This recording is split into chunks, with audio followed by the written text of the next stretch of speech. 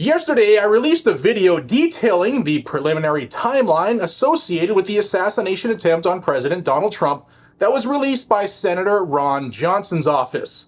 We learned that in the moments immediately following the neutralization of President Donald Trump's would-be assassin, we learned law enforcement took photos of the body and the weapon and sent them to the ATF for facial recognition and a trace of the firearm.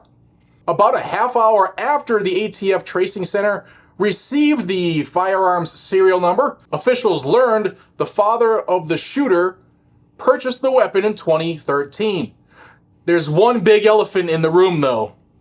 This proved what we all knew, thanks to Gun Owners of America, that ATF has a searchable firearms database, a registry, in violation of federal law. How? Well, traces are done by the local gun shops who sell the firearms. Therein lies the problem. Let's chat about it. I know I talk a lot about gold on this show, but silver is a fantastic investment as well, with many financial experts believing silver is the best kept secret in investing.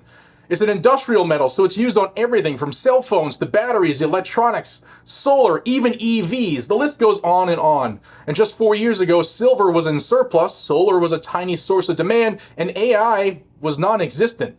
Well, now silver's in deficit, solar is a huge consumer, and AI is the all-new buzz consuming silver.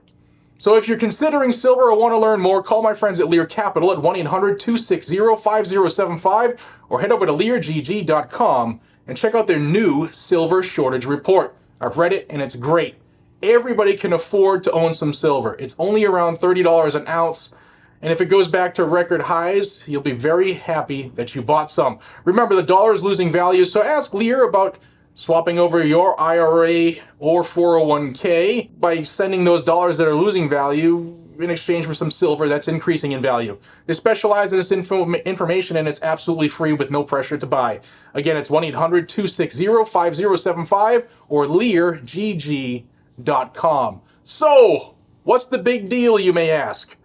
The search used sale records from an out-of-business gun store that the government is required to collect, and ATF has been scanning those 4473s into an illegal searchable database that is over 1 billion records of firearm transactions. The federal government is prohibited from compiling a national database of gun owners.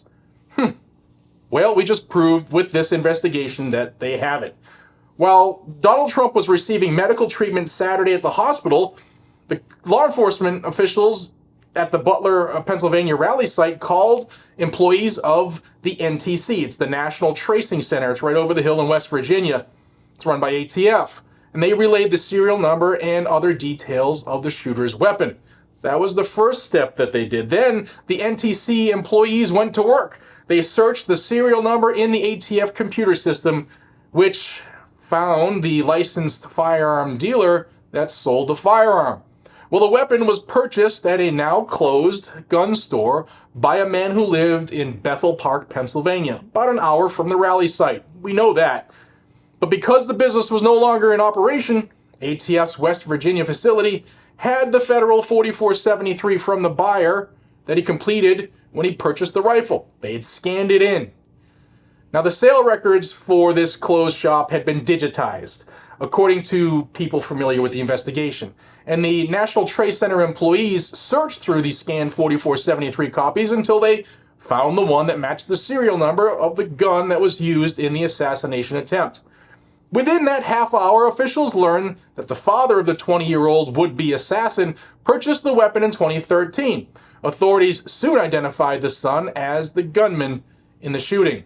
Now, Representative Michael Cloud out of Texas introduced legislation last year that would force ATF to discard their closed business records and prohibit closed gun dealers from turning over their records. The bill has 78 Republican co-sponsors, but still hasn't received a committee hearing, never mind a full vote by the House. Another very concerning issue that has arisen during this investigation is why is ATF running facial recognition? Government facial recognition is run by Department of Homeland Security, specifically the Office of Biometric Identity Management, or OBIM. Now, I spoke with a friend of mine who has intimate knowledge with OBIM and the process in which they operate. They had no idea as to why the facial recognition request was sent to ATF. Most federal law enforcement can access the system, but they usually don't run faces through the process. OBIM does that. Now, is it because ATF was already going to search their illegal gun registry and thus running facial recognition at the same time would expedite the process? Meh. Who knows? Is ATF running facial recognition on all gun owners as a normal business practice? Meh. Who knows? It seems that our concerns related to ATF's searchable database have been proven to be valid thanks to this investigation, and again, thanks to Gun Owners of America, whose FOIA request uncovered this database. Even though it was used to rapidly identify a would-be presidential assassin, I'm still against the National Registry, and you should be too. We the people are not the problem, criminals are. Let me know what you think about this information down below, and I appreciate y'all. If you love the Second Amendment, subscribe to the channel down below to stay in the know, and I'll see you on the next one. Take care.